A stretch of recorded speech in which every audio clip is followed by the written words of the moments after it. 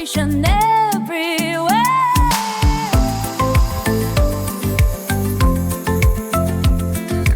Gata, am evadat. După 2 zile de stat sechestrați în Delphi Beach din cauza vântului, a bătut în sfârșit briza aia bună. Am ridicat ancora și am tăiat-o spre Palau. Este ultima noastră oprire în Sardinia și, sincer, eram pe punctul de a vorbi cu pescărușii de plictiseală, așa că abia așteptăm să explorăm zona. Dacă aruncați un ochi în dreapta, aia e la Maddalena. E practic următorul check-in de pe listă. Toată lumea ne-a spus cât de spectaculos e arhipelagul ăsta, așa că mergem să ne convingem pe pielea noastră. Am ancorat în golful Palau, cât mai aproape de marină, că trebuia să mergem la mal să umplem frigiderul. Locul? Superb. Apa? Cristal. Problema e că pe la 5-6 după amiază se transformă în Gara de Nord. Vin toate bărcile de turiști să-și descarce pasagerii și s-a terminat cu zenul. Toate bărcile de charter pentru o zi pleacă înspre insulele Maddalena. E un haos aici dimineața și seara când vin. Da, e dimineața... Oamenii când vin, capitanii când vin cu violență. Trec pe la 1 metru față de bărcile la oameni. Un dinghel tocmai a trecut la 1 metru, 2 metri față de noi. Cu viteză uriașă. Nici nu sunt pregătiți, nu și-au pus fendere, nimica. Nu, e vorba că stau un sfert de oră, 20 de minute, cât să-și lese clienții și pe urmă pleacă. Nu mai rămâne niciunul pe aici. Nu. Mă simt agresat și abuzat. Da, mă simt agresată, da. Barca, mai ales agresată, barca. Că e teroare aici. Și dimineața la ora 9 vin și ea. Și seara la ora 5-6 acum e 5 și lasă. Acum e 5 jumate. Și pentru o oră jumătate e un adevărat calvar în zona asta. Dar asta e. N-avem ce face. Ne adaptăm mâini, plecăm, sigur. Nu se mai poate.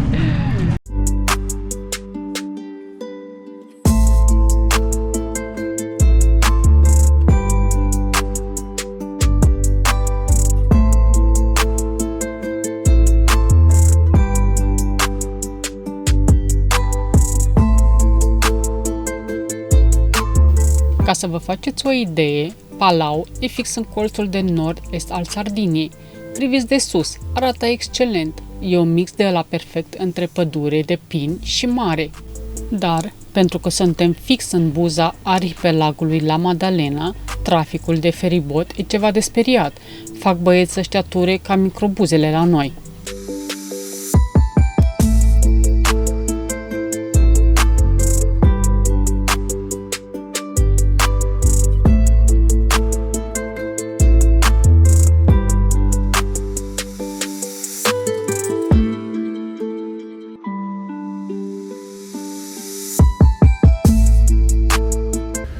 Aici o plajă.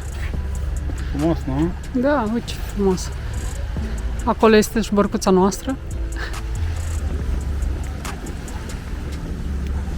Și am ajuns la plajă. Ce senzație de liniște, așa îți dă sunetul ăsta al apei. E liniște, grădină, Nu, e liniște. Nu-i mare agitată. Da, după atâtea zile de sufla vântul în seara asta E bine. calm și bine. Ne mai relaxăm un pic. Am fost pe drumuri dimineața. Am motorizat de la prima oră până la 11 câteva. După aia, Tania și Tudor au avut misiunea în cumpărături. După care eu și cu Tudor am fost în misiunea shopping, aduceți pachetul tocmai din insula cealaltă. Trebuie să luăm feribotul. Numai misiunea au fost. Da. Toată ziua au fost ocupate. Și acum e relaxare. Și acum ne ducem să ne uităm la apusul de soare. Am ajuns în pădurea de pini. Partea asta trebuie să fie căsuțele, vilele de vacanță. partea de ea și vezi că Da, ramurile ce? de jos se scad. Numai sus e verde. Da, e întuneric în spate. Ia atent ce întuneric. S-a Dar atât făcut. de ieși încât e întuneric încolo. Da, ce aliniață-s. Uite. Și-au crescut drept.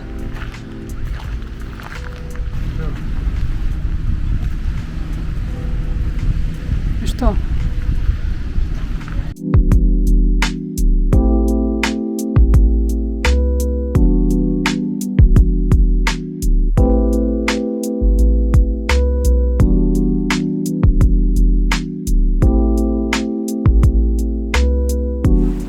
Stâncile astea, parcă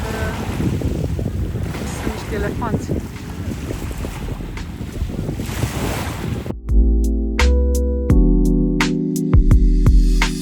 Cineva ne pândește. Oare ce vrea de la noi?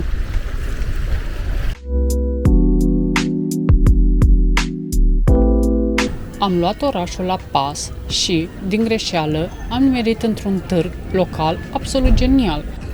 Găsești de toate, de la tablouri și bijuterii până la miere adusă direct din satele de prin zonă. Ce miere de albine? Miele? Miele. Vrei miele? Nu, am un borcan de la ăla din marină și nu l-am început.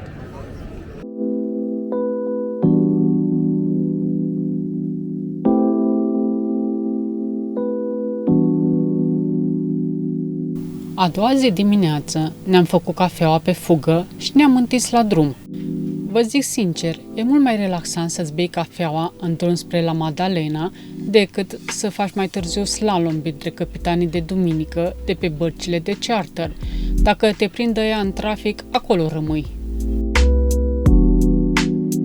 Prima oprire este pe insula Budele. Fraților, ancora a fost un sport extrem. Nisipul de pe fundul mării este extrem de alunecos și ne-am chinuit până am simțit că ancora a mușcat zdravă la vreo 3-4 metri adâncime. Și fix, când ne relaxam și noi, a început invazia. Au apărut bărci de toate formele și mărimile. Problema cu bărcile închiriate cu ziua e că oamenii ăia vin să se distreze, nu să respecte regulile navale. Stăm cu ochii pe ei ca pe putelie, că unii chiar cred că marea e parcarea de la mall. Am avut și un moment telenovelistic. Am asistat din primul rând la o cerere în căsătorie direct pe o barcă de lângă noi. N-am auzit discursuri, dar la cât de fericiți păreau, a fost clar un da hotărât. Bine, sincer, acum, la cum arată peisajul ăsta, cred că ziceai da și dacă nu prea îți plăcea de el.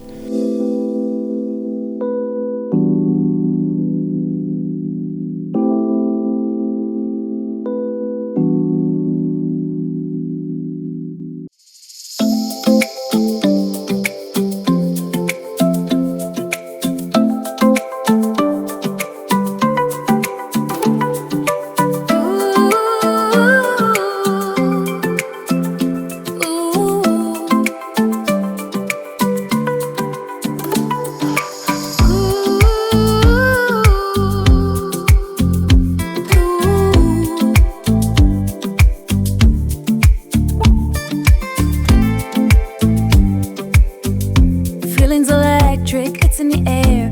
Got that good vibration everywhere.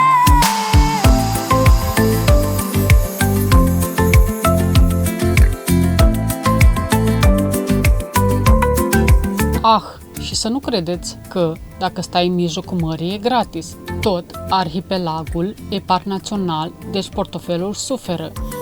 N-ai treabă, taxa e obligatorie. Noi am dat cam 60 de euro pentru o săptămână de stat cu Discovery pe aici. Un sfat prietenesc, plătiți online. Dacă așteptați să vină polițistul la barcă cu chitanțierul, vă costă mai mult și vă strică și vibe-ul de vacanță.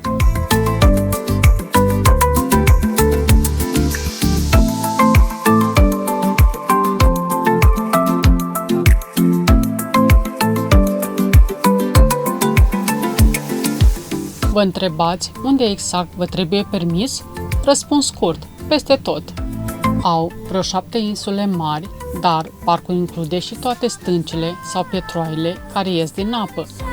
Imediat ce ai intrat în zona asta, trebuie să fii cu dările la zi, că băieții de la pază nu prea au simț al umorului când vine vorba de amenzi. Într-un final, am fugit mâncând nori de aglomerația din Budeli și ne-am ascuns la insula Giardinelli. Limpede este apa.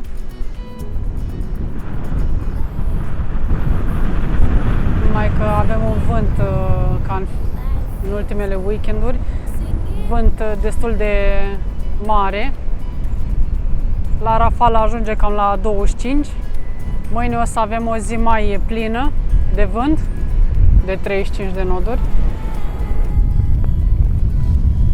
Valurile sunt micuțe, nu are unde se facă valuri prea mari, din cauza că avem 6 metri adâncime și nu au unde se producă valurile. Apa arată bestial. Sunt câțiva localnici care au mai venit la plajă. Este o zi de sâmbătă. Minune! Am găsit un colț unde nu trebuie să ne mai ferim de nimeni. Liniște, pace, fix ce avem nevoie să ne scadă tensiunea. Vânt mai mare și ne ține un pic blocați, dar peisajul este mirific. Nu? Arată frumos aici, în zonă. Apa este bestială. Apa turcoaz. Mai mare dragul să te bagi în apă să înnoți, dar din cauza vântului ne abținem astăzi. Poate mai târziu, când se mai liniștește.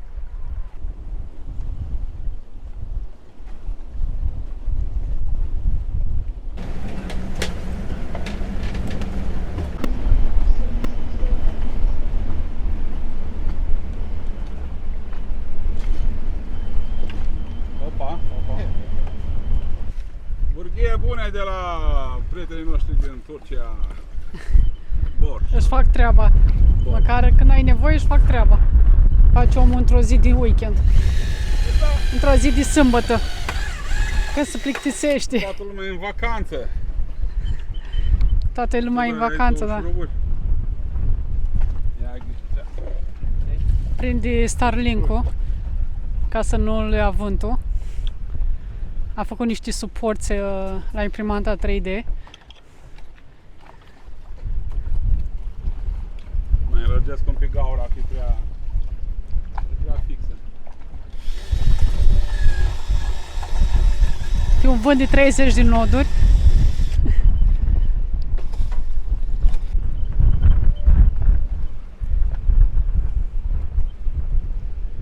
Hai bre, că parcă am dat de cât trebuie. La fix am făcut asta. Trebuie să înșurubez și în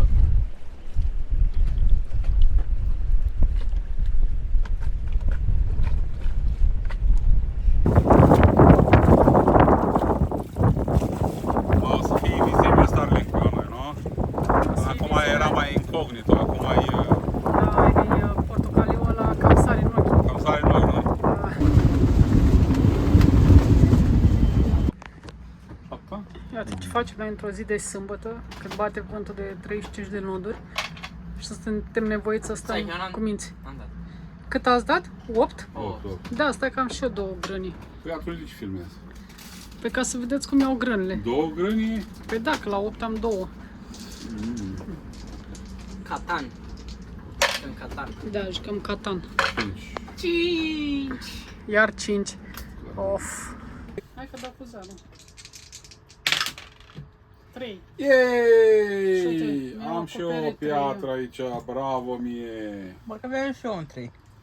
3 tu doar nu ai, îmi pare rău Nu, am pentru tine. eu 3. Sardinia o fi ruptă din reviste, dar la capitolul gunoi sunt praf. Efectiv, nu ai unde să-l arunci.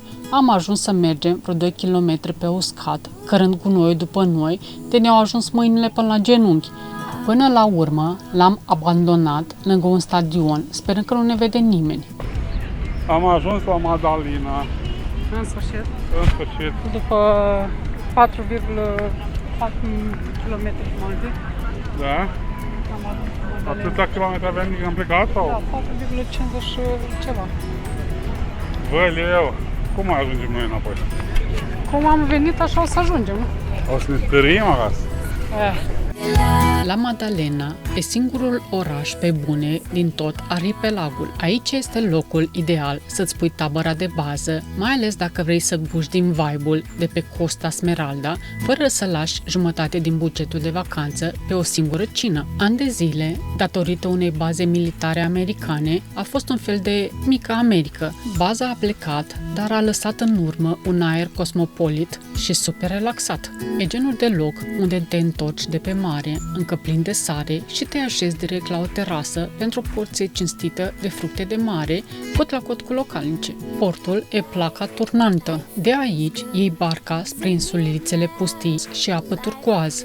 Apa aia e atât de limpede încât ai impresia că bărcile plutesc în aer, nu pe mare. Dacă o iei la pas prin oraș, fii atent la zidul primăriei, o să vezi o ghiulea înfiptă în el, primită cadou chiar de la Napoleon. Ce mi s-a adus aici? Italia. Pizza? Pizza spaniolă. E o pizza diavolă. Looks nice. Ai și tăiată, fii atent. Seara, pe drumul de întoarcere din oraș, fix când abia ne mai tăram picioarele spre barcă, am dat din greșeală peste o nebunie.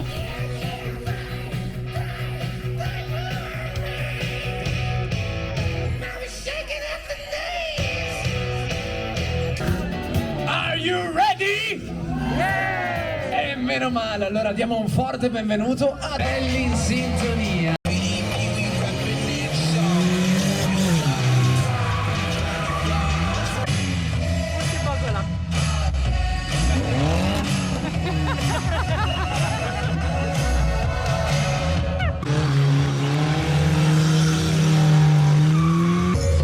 E siamo perfettamente in equilibrio.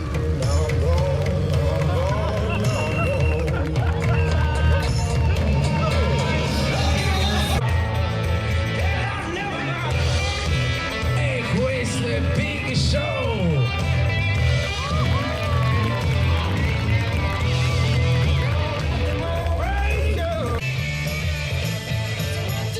Take my hand and come with me because you never so far. I really wanna make you mine.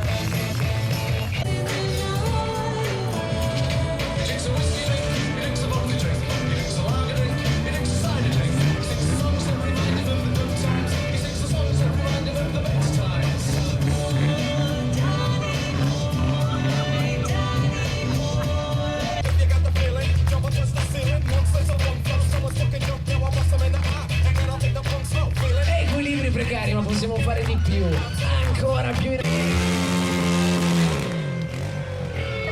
Giochiamo, giochiamo.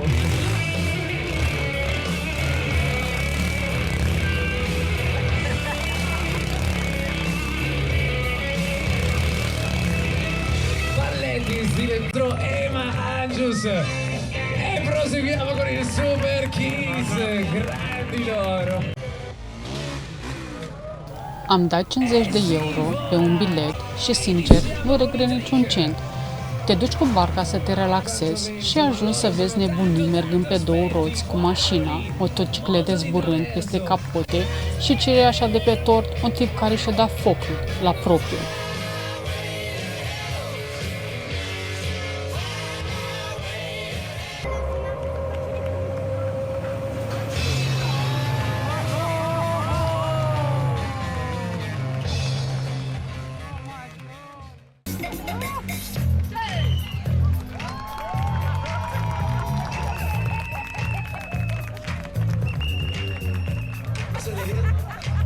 Gata, lăsăm la Maddalena în urma noastră și tăiem valurile spre Corsica. Sardinia a fost o nebunie curată. Ba am avut vânt de ne-a scos peri albi, ba zile de leneveală totală la ancore. Dar Discovery e gata pentru ape noi și brânză franțuzească. Ne vedem în episodul următor.